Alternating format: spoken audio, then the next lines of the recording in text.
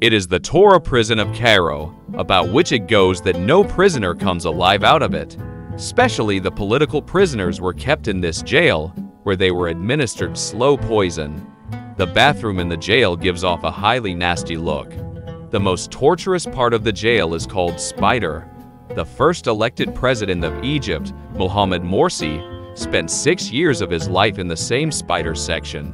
The jail took away his life at 66. Morsi was once brought before the court, but he collapsed just after 5 minutes. After that, he never got up. We will show you the story of the first elected president of Egypt, Mohamed Morsi, his political struggle, and the last moments of life.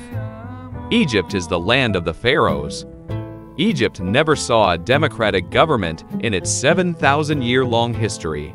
Over 2,000 years have passed since Pharaoh's rule ended, yet Egyptian politics still reflect their callousness. After Emperor Shah Farouk was thrown out of power in 1952, Egypt failed to establish democratic rule. Although parliamentary elections were held, the president was always from the army. The president was all-powerful, while the parliament was not more than a showpiece. Any army president stayed in office mostly till his death. The examples are Gamal Abdel Nasser and Anwar Sadat. This situation persisted until 2011, after which a revolution changed the course of history. Egyptian President Hosni Mubarak had been holding the office since the 1980s. He appeared to hold the presidency till the last. But protest demonstrations started against him in January 2011. Millions of people came out against Mubarak, and they also held a sit-in at Tahrir Square. Army tanks were also rolled out to crush the public movement, but all in vain. Eventually, Hosni Mubarak resigned on February 11, 2011. Tahrir Square rose to celebration as Vice President Omar Suleiman announced Mubarak's resignation. People were dancing and singing in jubilation, and no one knew that a runaway prisoner was going to take the place of Hosni Mubarak as president. Who was this prisoner, and why did he escape the jail? An organization by the name of Ikhwan al-Muslimin has been established in Egypt since 1928. This organization had been struggling peacefully for the Islamic system in Egypt. This organization is like the Jamaat-e-Islami (JA) of Pakistan. The activists of the Ikhwan al-Muslimin (IM) had actively participated in the January 2011 revolution. As a consequence, hundreds of activists from this organization were taken into custody. The police and the army were paying attention to the demonstrators during the revolution. Taking advantage of this situation, powerful criminal gangs attacked jails in Egypt to free their associates. They broke into 4 jails in Cairo, and all the prisoners ran away. 7 senior leaders of Ikhwan al-Muslimin were also among the runaway prisoners. The most eminent among these prisoners was Mohamed Morsi al-Ayat. Morsi was the son of a farmer, and he became an engineer due to his hard work. Studying with the official financial support, he also got the degree of doctorate in material sciences. Now he was called Dr. Morsi. When he returned to Egypt, he became a member of the Ikhwan al-Muslim community. The Ikhwan were banned from taking part in elections, so Morsi contested the 2000 polls as an independent and won. Morsi remained a member of the Egyptian parliament until 2005. After the 2011 revolution, Morsi was going to become the most important character in Egyptian history. Presidential elections were announced in Egypt after Hosni Mubarak stepped down. Despite his ban, Ikhwan al-Muslimin decided to take part in the elections. For this purpose, it registered a new party named Freedom and Justice Party. Morsi also joined this party, but the party picked up a person for presidentship other than him. He was Mohamed al-Shayr. It was not easy to become a candidate for the presidential office in Egypt. The Egyptian law provided the Supreme Council of the Armed Forces with the power to disqualify any presidential candidate. So the council disqualified al-Shayr, but the party had already named Mohamed Morsi as a backup candidate. Therefore, Mohamed Morsi became the presidential candidate after the disqualification of al-Shayr. The Supreme Council did not object to his nomination. So presidential elections were held in 2012, wherein the army fielded its candidate against Morsi. He was Ahmed Shafik, a former commander of the Egyptian Air Force. It was a bid to get a military man elected as president through a democratic process.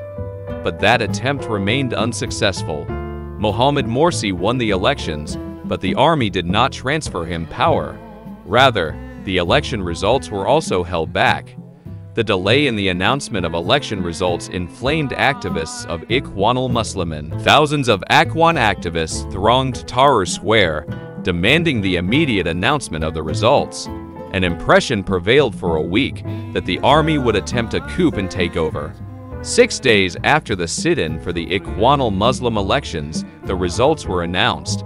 Morsi had secured 52% of the vote, and his rival Ahmed Shafik had 48%.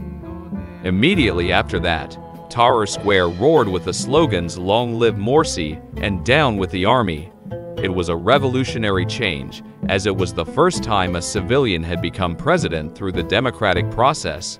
The army had accepted Morsi as president for the time being. But Morsi and the army both knew they did not accept the superiority of each other by heart.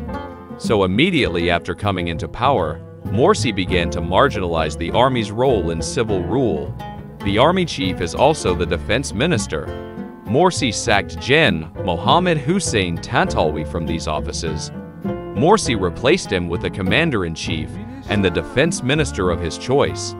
His name was Abdel Fattah al-Sisi, and he was the sitting president of Egypt.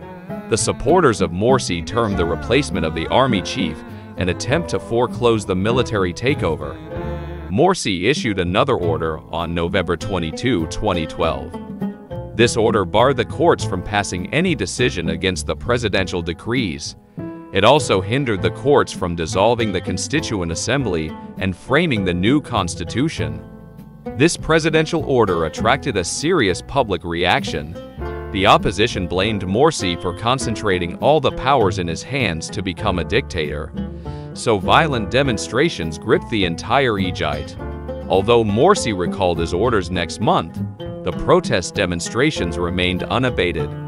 The protesters also feared more powers for the right wing of Ikhwan al-Muslims in the new constitution. The demonstrators set the offices of Ikhwan al-Muslimin on fire. December saw intense clashes between the activists of Ikhwan al-Muslimin and their opponents. Many died, and over 350 were injured in those clashes. Morsi had taken over in June, but only 6 months after efforts were stepped up to overthrow his government. Morsi was accused not only of being a dictator, but also of misdirecting economic policies. The foreign reserves of the country had decreased by 60% since he came to power. GDP growth also came down by 3%. It was taken as the worst economic crisis after the 1930s. Therefore, the demonstrations continued to pick up momentum. In March 2013, Morsi came to Pakistan on an official visit. Here, a university NUST also conferred an honorary PhD doctorate degree on him. The political crisis became deeper due to protests that also stemmed from the new constitution. The Morsi government had framed the new constitution by December 2012. A referendum was held on the enforcement of this constitution. As many as 63% voted for the constitution, and President Morsi enforced it. The constitution bases its legislation on the Sharia. Despite majority support for this constitution, minorities and the liberal class had serious reservations about it. The opposition did not accept the constitution, so it also expedited the protests. The new constitution, dwindling economy, and blame of the dictatorship on Morsi were leading to a worse situation. In June 2013, thousands of demonstrators took over Tahrir Square. They set ablaze images of Morsi and also the headquarters of Ikhwan al-Muslimin after ransacking it. The demonstrators called for the immediate resignation of Morsi. The situation once again provided an opportunity for the Egyptian army to intervene in civilian affairs. The military helicopters began to fly over the demonstrators at Tahrir Square. General al-Sisi, Morsi's appointee, gave the government 48 hours to accept the demands. It was a blatant threat that the army would take over if Morsi did not resign. Morsi rejected the 48-hour deadline while addressing the Egyptian people on television. He asserted himself as a lawful president and vowed to lay down his life to protect his right to rule. Within the army-set deadline, students of Cairo University took out a rally in support of Morsi. The opponents attacked this rally, which took the lives of 18 people and left 300 injured. In the first week of July 2013, the army overthrew the Morsi government and suspended the constitution. Morsi was, in the first place, shifted to a military base, then to the notorious Tora prison in Cairo. Ikhwan al-Muslimin also did not keep quiet after Morsi was deposed. Tens of thousands came out on the streets and demonstrated against the military takeover. In that spate, the demonstrators stormed a military barrack they believed Morsi was imprisoned in. The army men and the armed persons in civvies opened fire on the demonstrators. As many as 53 people lost their lives in the gunshots. In that violence, a media man was also killed, and the image of the killer was captured by his camera. On July 27, the army and police raided the camps of the demonstrators. Firing and shelling took the lives of over 60 people, while some others count the number up to 120. Anyway, the army crushed the demonstrators and firmed up its grip on power. Headed by General Abdel Fattah al-Sisi, a new government had been formed.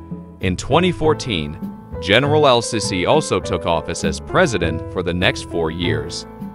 Immediately after coming into power, al-Sisi took 3 steps. He declared the Ikhwan terrorists, arrested thousands of its workers, and tried them on murder charges.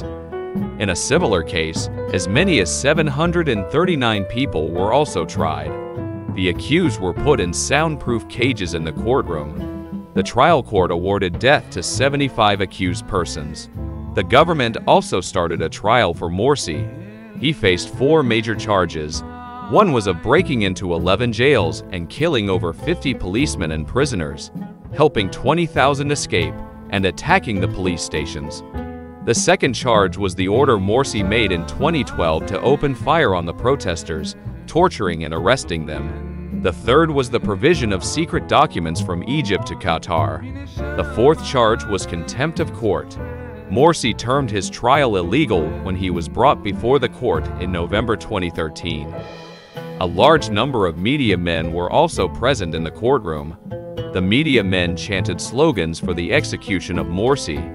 It is not sure they were demanding the execution under the pressure of the government or on their conscience's call.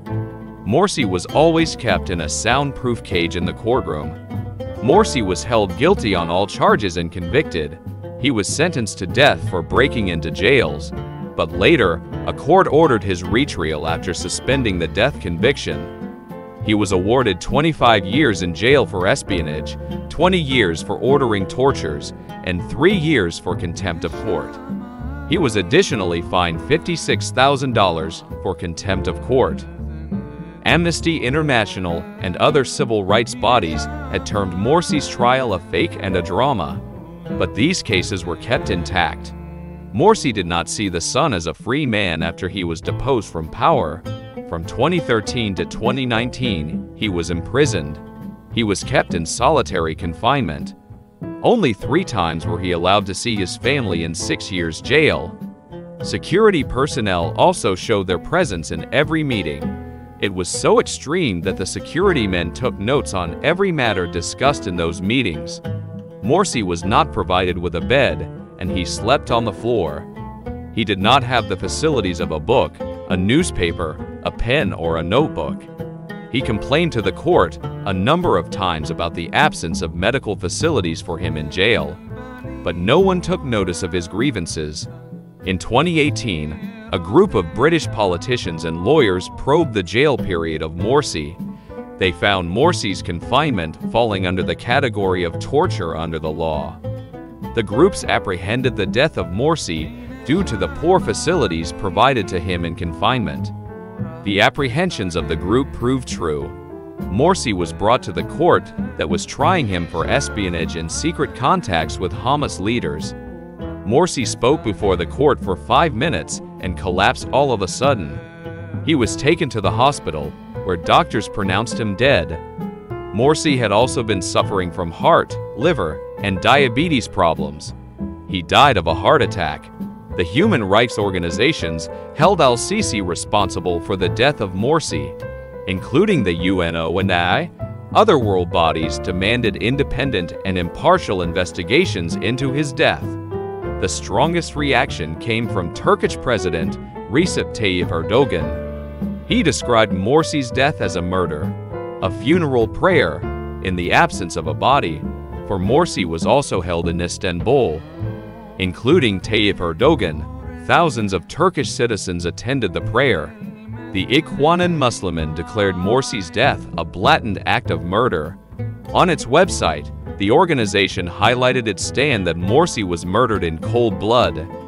The demand to investigate Morsi's death was on the right, while the Egyptian government and the media were trying to hush it up as a normal happening. The Egyptian government turned down as irresponsible the Turkish claim that Morsi was murdered. The Egyptian TV anchors projected that Morsi was provided with every facility in jail. One anchor claimed that Morsi was provided food of his choice in confinement. Morsi had a taste for duck meat that was also provided to him in jail. One anchor even ruthlessly said, "So what if Morsi was dead? Let him remain dead." In your view, who was responsible for the death of Morsi? Whether his death should be probed? Do write your answer in the comments section. Also, like and subscribe to the channel.